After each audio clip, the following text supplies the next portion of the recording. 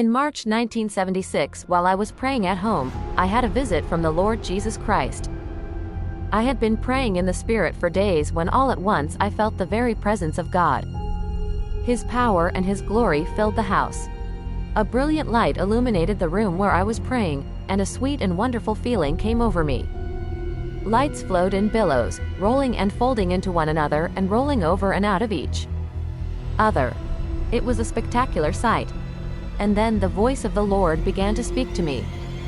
He said, "I am Jesus Christ, your Lord, and I wish to give you a revelation to prepare the saints for my return and to turn many to righteousness. The powers of darkness are real and my judgments are true. My child, I will take you into hell by my Spirit, and I will show you many things which I want the world to know. I will appear to you many times. I will take your spirit out of your body and will actually take you into hell. I want you to write a book and tell of the visions and of all the things I reveal to you. You and I will walk through hell together. Make a record of these things which were and are to come. My words are true, faithful and trustworthy. I am that I am, and there is none beside me. Dear Lord," I cried out, "what do you want me to do?" My whole being wanted to cry out to Jesus, to acknowledge His presence. The best I can describe it is to say love came over me. It was the most beautiful, peaceful, joyful, powerful love I have ever felt. God's praises began to flow from me. All at once I wanted to give Him my whole life to be used by Him, to help save people from their sin. I knew, by His Spirit, that it actually was Jesus, the Son of God, who was there in the room with me. I cannot find words to express His divine presence. But I know that I know it was the Lord. "Behold, my child," Jesus said, "I am going to take you by my Spirit into hell so that you may be able to make a record of the reality of it, to tell the whole earth that hell is real, and to bring the lost out of darkness and into the light of the gospel of Jesus Christ." Instantly, my soul was taken out of my body. I went with Jesus up out of my room and into the sky. I knew all that was going on about me. I saw my husband and children asleep in our home below. It was as though I had died and my body was left behind on the bed while my spirit was going with Jesus up through the top of the house. It seemed as though the whole roof was rolled back, and I could see my family asleep in their beds.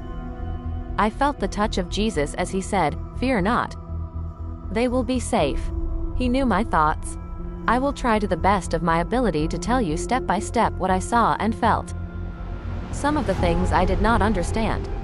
The Lord Jesus told me the meaning of most of them, but some things He did not tell me. I knew then, and I know now, that these things were really happening and only God could have shown them to me. Praise His holy name. People, believe me, hell is real. I was taken there by the Spirit many times during the preparation of this report. Soon we were high into the heavens. I turned and looked at Jesus.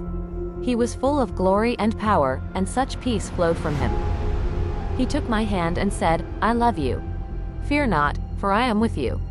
At that, we began to go even higher into the sky, and now I could see the earth below. Protruding out of the earth and scattered about in many places were funnels spinning around to a center point and then turning back again. These moved high above the earth and looked like a giant, dirty type of slinky that moved continuously. They were coming up from all over the earth. "What are these?" I asked the Lord Jesus as we came near to one. "These are the gateways to hell," He said. "We will go into hell through one of them." Immediately, we entered one of the funnels. Inside, it looked like a tunnel, spinning around and back again like a top. A deep darkness descended on us, and with the darkness came a smell so horrible it took my breath away. Along the sides of this tunnel were living forms embedded in the walls. Dark gray in color, the forms moved and cried out to us as we passed. I knew without being told that they were evil. The forms could move but were still attached to the walls. A horrible smell came from them, and they screeched at us with the most awful cries. I felt an invisible, evil force moving inside the tunnels. At times in the darkness, I could make out the forms. A dirty fog covered most of them. "Lord, what are these?" I asked as I held on tightly to Jesus' hand.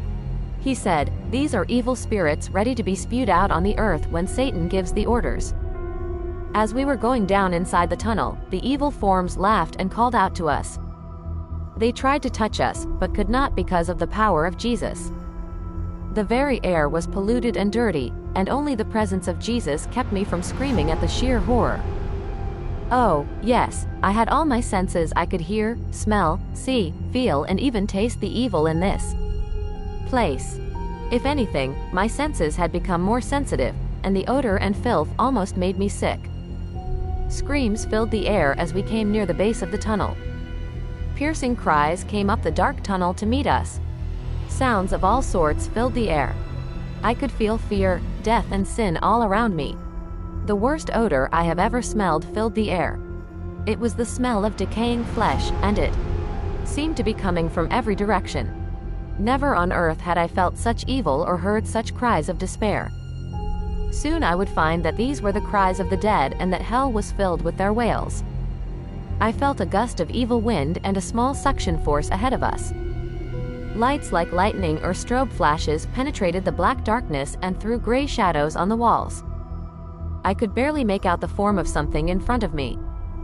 I recoiled in shock when I realized that it was a large snake moving along ahead of us. As I continued to look, I saw those ugly snakes were slithering about everywhere. Jesus said to me, "We will soon enter the left leg of hell. Ahead you will see great sorrow, pathetic sadness, and indescribable horror. Stay close to me, and I will give you strength and protection as we go through hell." The things you are about to see are a warning, he said. The book you write will save many souls from hell. What you are seeing is real. Fear not, for I will be with you. At long last, the Lord Jesus and I were at the bottom of the tunnel. We stepped out into hell. I will try to the best of my ability to tell you what I saw, and I will tell it in the order God gave it to me. Ahead of us, as far as I could see, were flying objects darting here and there. Groaning sounds and pitiful cries filled the air. Up ahead I saw a dim light, and we began walking toward it. The path was a dry, powdery dirt.